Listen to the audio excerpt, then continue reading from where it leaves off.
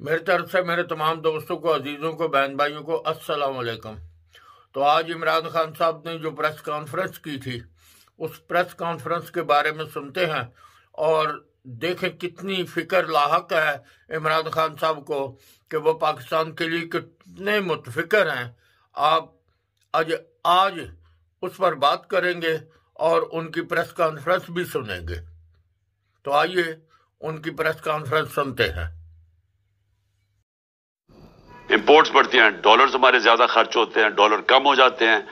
Dollar جب کم ہوتے ہیں تو روپے کے اوپر پریشر پڑتا ہے اور ہمارے ریزرو سے پریشر پڑتا ہے۔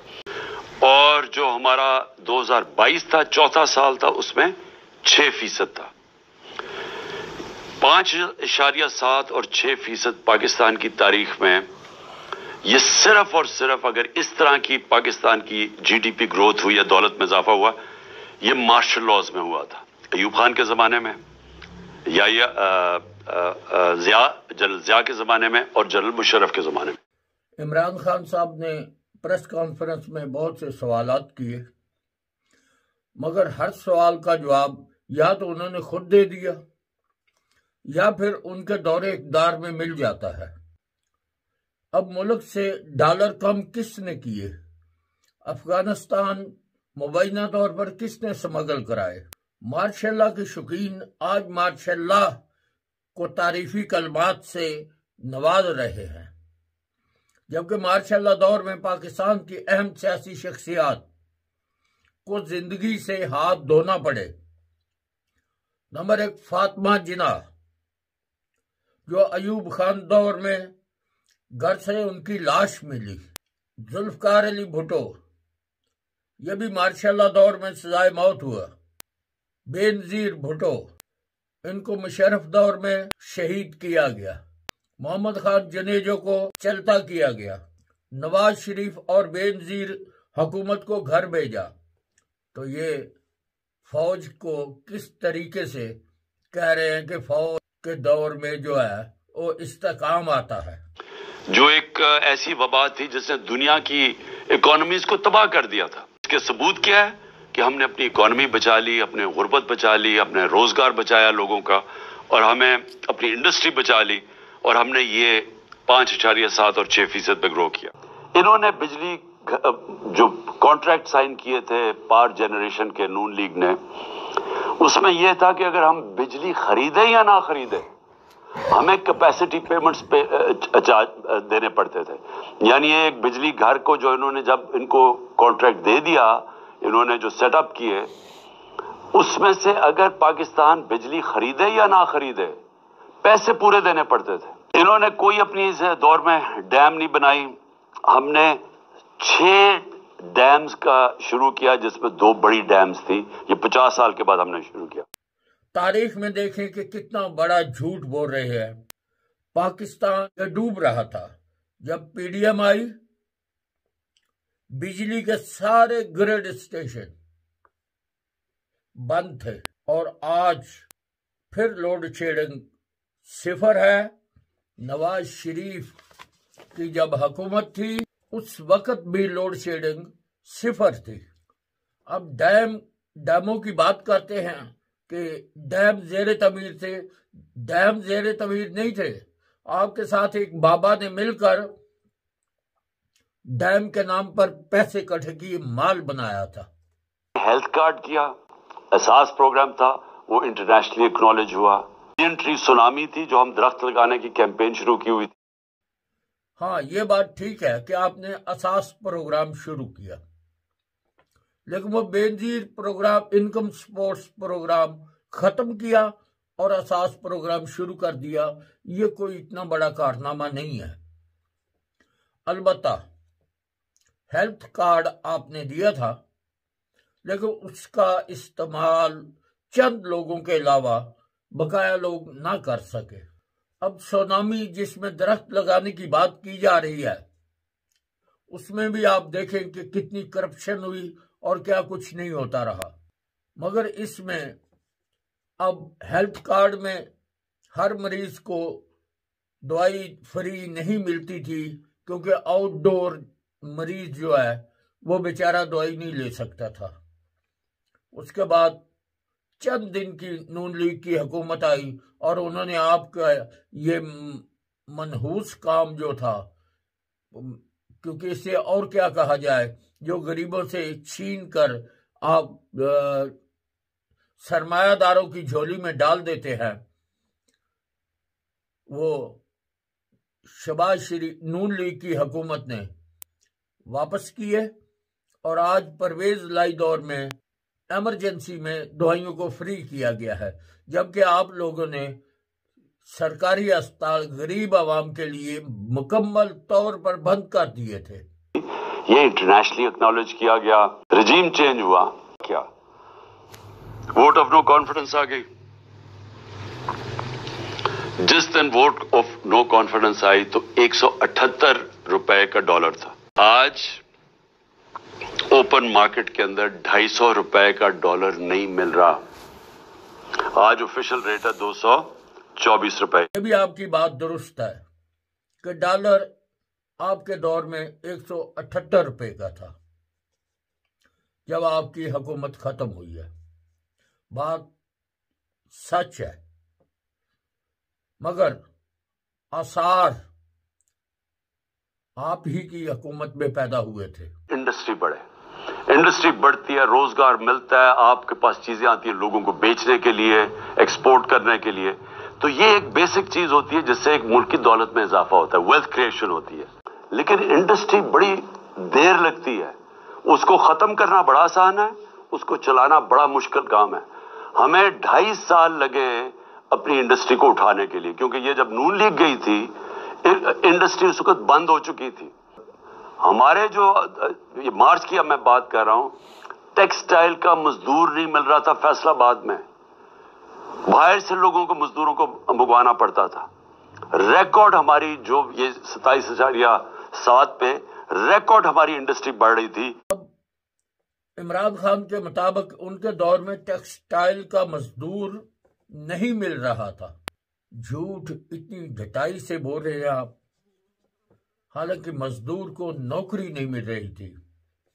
نوکریوں پر ریٹائر افسروں کو آپ لگا رہے تھے، جو ایک دفعہ اپنی نوکریاں پوری کر چکے تھے، آپ ان کو دوبارہ نوکریاں دے رہے تھے۔ ٹھیک ہے، غریب آدمی بھوکا مر رہا تھا، اسے نوکری بالکل نہیں مل رہی تھی، جو آج 0.4% پہ پہنچ چکی ہے۔ شور مچا ہوا تھا مہنگائی کا کہ جی مہنگائی مارچ آ گئی، عمران خان نے مہنگائی کر دی، قتل کر دیا لوگوں کو۔ مجھے افسوس سے کہنا پڑتا ہے کہ وہ چینلز جو آج چپ کر کے بیٹھی ہوئی ہیں، سناٹا چھایا ہوا ہے وہاں، بول نہیں رہے، وہ ان کو عمران خان کی گھڑی کی پڑی ہوئی ہے۔ یہ بھی پہلی دفعہ ہوا کہ میں اپنی گھڑی بیچوں، اس کے اوپر ہی شور مچ گیا ہے۔ میری ذاتی گھڑی ہے، میں اسے بیچوں، میں جو مرضی کروں اسے، اس کے اوپر کوئی بات نہیں کر رہا کہ آج لوگوں کا جو معاشی قتل ہو رہا ہے۔ ہمارے دور میں مائک جا رہا ہوتا تھا سب کے سامنے، اچھا جی بتائیں کتنی مہنگائی ہے، کتنی تکلیف ہے، چن چن کے۔ آج کیوں نہیں جا رہے؟ اس پہ جناب بلاول بھٹو نے اتنا جوش میں کہ میں مہنگائی مارچ کرنے لگا ہوں، میں کمپٹان دیں گے اسلام آباد میں پہنچ کے۔ تو آج مہنگائی کدھر پہنچی ہے؟ آپ میڈیا کو تنقید کا نشانہ ضرور بنائیں ہمیشہ، لیکن آپ اپنا دور ضرور یاد رکھیں جب 2-3 چینلوں کے علاوہ باقی سارے زیر عتاب رہے، صحافی گرفتار ہوئے، ان کے گھروں پر آپ نے فائرنگ کرائی، تشدد ہوا، سب کچھ ہوا، ان کو بھی جیل جانا پڑا۔ تو آپ کا دور اتنا کوئی مثالی دور نہیں ہے۔ اچھا، گھڑی کی مثال دیتے ہوئے بجائے اس کے کہ بندہ شرم محسوس کرے، آپ کتنی ڈھٹائی سے اس کی تعویلیں دے رہے ہیں کہ وہ آپ کی تھی۔ یہ تو وہی حال ہو گیا نا، میرا جسم میری مرضی۔ تو ایسا وہ گھڑیاں آپ کی نہیں تھی، وہ قوم کی امانت تھی، اور اگر آپ نے لی تھی ٹھیک ہے، لیکن ان کو بیچنا یہ آپ کو زیب نہیں دیتا تھا۔ وہ میڈیا ہاؤسز اپنے ضمیر جگائیں، پیسہ سب کچھ نہیں ہے، پیسے کے پیچھے چوروں کی نہ مدد کریں. اس ملک میں چوروں کا نہ بچائیں اپنے پیسے ضمیر بیچ کے. مارکیٹ میں تیل کی قیمت کیا ہے؟ $80 سے بھی نیچے آ گئی ہے. آج $70 اور $80 کے بیچ میں قیمت ہے. ہمارے دور میں $103 سے $115 تک تیل کی قیمت تھی، جس کی وجہ سے ہمیں مشکل پڑی ہوئی تھی مہنگائی روکنے کے لیے. تو ہم جب کہتے تھے کہ باہر سے مہنگائی ہے تب تو کوئی نہیں سنتا تھا. اور آج یہی لوگ جب کہ نیچے آ چکی ہے تیل کی قیمت اور آج مہنگائی آسمانوں پہ ہے، آج سناٹا ہے. ہمارا مسئلہ یہ ہے کہ یہ جو دو خاندان 30 سال سے بیٹھے ہوئے تھے اور اس سے پہلے ملٹری ڈکٹیٹرز تھے، 60 کی دہائی کے بعد کبھی کسی پاکستان کی حکومت نے زور نہیں لگایا ایکسپورٹس بڑھانے میں. بڑا فرق آ جائے آفیشل ڈالر کی ریٹ میں اور مارکیٹ ریٹ میں تو وہ تو ایک دم سیدھا ہی اس کا فرق پڑے گا ریمیٹنسز میں. تو جب ڈالر ہمارے ملک میں کم آنے شروع ہو جائیں تو اس سے سب سے بڑا سوال یہ ہوتا ہے کہ اب ہم اپنے قرضوں کی قسطیں کیسے ادا کریں گے؟ ڈالرز ہمارے کم ہو رہے ہیں، قرضے ہمارے بڑھتے جا رہے ہیں، تو قسطیں کس نے ادا کرنی ہے؟ مہنگائی کی آپ بالکل بات درست کر رہے ہیں. اس میں کوئی شک نہیں کہ اب مہنگائی آپ کے دور سے زیادہ ہے، مگر آج بھی پنجاب میں روزمرہ ضروریات کی جو خرد و نوش ہیں وہ آپ کی حکومت ہے پنجاب میں. تو وفاق کے ذمہ کیا ہے؟ اس کے ذمہ بجلی ہے، گیس، پیٹرول، یہ 3 چیزیں زیادہ تر ان کے حصے میں آتی ہیں. اس کے علاوہ آٹا مہنگا ہو رہا ہے، اس کا ذمہ دار کون ہے؟ دالیں، چینی، گھی، ہر چیز تو مہنگی ہو رہی ہے، تو وہ کون ذمہ دار ہے؟ اس پہ کنٹرول کس نے کرنا ہے؟ تو آپ کو تو ویسے مالیہ خولیہ ہو گیا ہے. آپ ہر وقت 2 خاندانوں کی بات کرتے ہیں، جبکہ خان صاحب آپ کے دور میں بھی 2-3 خاندان ہی ایسے تھے جو خوشحال ہوئے. اس میں فرا گوگی، بشرا بی بی کے پچھلے گھر والے، سابق وزیر اعلیٰ صاحب، یہ سب نے دل کھول کے اس ملک کو، اس صوبے کو لوٹا ہے. اور زیادہ تر آپ نے لوٹا ہی پنجاب کو ہے. یہاں پر ہی ڈیرے لگائے ہوئے تھے انہوں نے، یہاں پر ہی یہ زرخیز صوبہ دیکھ کر اس کی شامت آ گئی. ہماری کم بختی کہ ہم پنجاب میں پیدا ہوئے ہیں اور پنجاب کا صوبہ جو ہے یہ تھوڑا خوشحال ہے، اور آپ کی نظر اس پر تھی اور آپ نے اس کو جی بھر کے لوٹا ہے. کہ مجھے آج کیوں خطرہ ہے، کیوں ہماری طرح کے لوگوں کو خطرہ ہے اور فکر پڑی ہوئی ہے، اور کیوں ان کو نہیں فکر؟ میں سب سے پوچھتا ہوں، اپنی اسٹیبلشمنٹ سے پوچھتا ہوں، اپنے ہر طبقے کے پاکستانی سے پوچھتا ہوں کہ کیا آپ کو فکر نہیں ہے کہ آپ پاکستان کدھر جا رہا ہے؟ میں جب الیکشنز کی بات کرتا ہوں، میں الیکشنز کی اپنی ذات کے لیے نہیں بات کر رہا، میں تحریک انصاف کے لیے نہیں بات کر رہا. سیاسی طور پہ ملک میں استحکام نہیں آتا تو معاشی طور پہ تو استحکام آ ہی نہیں سکتا. ڈالر سمگل کرنے کی کوشش کون کرتا رہا ہے، اور ڈالر غائب کب ہوئے یہ آپ کو بڑی اچھی طرح سے پتا ہے. اب آپ یہ بھی تو مذاق کر رہے ہیں کہ آپ کو پاکستان کی فکر ہے، آپ کو اپنی پارٹی کی فکر نہیں اور پاکستان کی فکر ہے. یہ وہ پاکستان ہے جسے قرضہ لینے کے لیے جب قرضہ لینے کی کوشش کی تو آپ نے IMF کو خط لکھوائے، آپ نے رکاوٹیں ڈالی.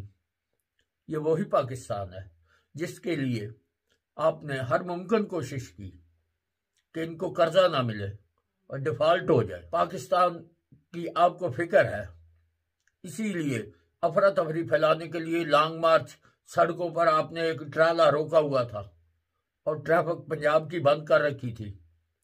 اور سارا غصہ پتہ نہیں آپ کو پنجاب پر کیوں ہے، پنجاب ہی کو نشانہ کیوں بناتے ہیں آپ؟ کوشش ہے کہ نا میچ اب یہ کھیل نہیں سکتے، جو اس ملک کی الیکشن کمیشن ہے جس نے بے شرمی سے جس طرح انہوں نے ان کی مدد کی اور اسٹیبلشمنٹ ان کے ساتھ تھی.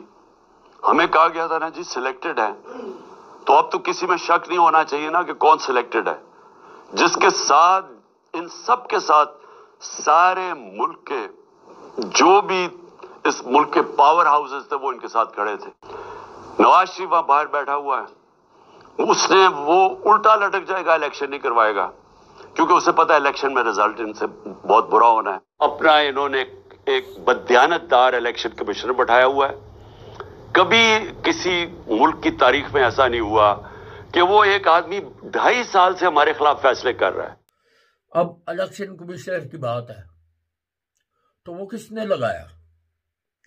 آپ ہمیشہ جو چیز جب تک آپ کے لیے کارگر ثابت ہو آپ اس سے خوش ہوتے ہیں، اور جب وہ آپ کو فیض نہ پہنچائے تو آپ اسی طرح تنقید کرتے ہیں. جس طرح جنرل باجوہ صاحب آپ کی تنقید کا جو آج کل ہدف ہے وہ بھی بنے ہوئے ہیں، حالانکہ آپ کی یہ جو خوبصورت شکل ہے اس کو اقتدار تک باجوہ صاحب نے پہنچایا تھا، ورنہ آپ تو مشرف دور میں ایک سیٹ بھی نہ لے سکے تھے. اب اعظم سواتی کی بات کرتے ہیں آپ، تو یہ کون سی مخلوق ہے؟ جب اس غریب عورت کو ان کو بچوں کو سب کو مارا تھا انہوں نے، جب ان کی بھینسیں گائے پکڑ کے قبضے میں کر لی تھی گائے ان کی، اس وقت آپ کہاں تھے؟ آئی جی بدل دیے ایک اعظم سواتی کے لیے، اس کا ظلم چھپانے کے لیے. تو آج اعظم سواتی کو سامنے رکھ لیا ہے.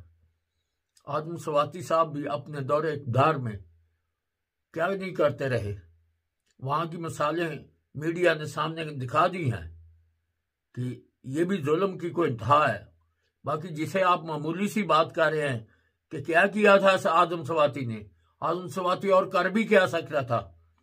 اعظم سواتی جو کر سکتا تھا اس نے کیا ہے، اس کے علاوہ وہ کیا کر سکتا تھا؟ ہاں یہ ضرور ہے کہ جتنا جرم ہو اتنی سزا ہونی چاہیے، مگر یہ قدرت کا نظام ہے. جب آپ کے پاس اقتدار تھا آپ نے جھونپڑی والی غریبوں کو جو ان کا حشر کیا، آخر وہ بھی تو اوپر دیکھ رہا ہے، تو اس نے کوئی اگر بدلہ لے لیا ہے یا اس کی سزا دے دی ہے تو اس میں کسی کا کوئی قصور نہیں ہے. آپ کسی کو مورد الزام نہ ٹھہرائیں. تو آنے نا اللہ ڈانگا نال نہیں مارتا، مت کولی پاندا ہے، اور اس کے بعد وہ خود سزا کی طرف چلنا شروع کر دیتا ہے. تو بہرکیف میرا خیال ہے اس کے ساتھ میں اجازت چاہوں گا. اگر دوستوں کو ویلاگ پسند آیا ہو لائک کریں، شیئر کریں، سبسکرائب کریں. بہت بہت شکریہ. پاکستان زندہ باد.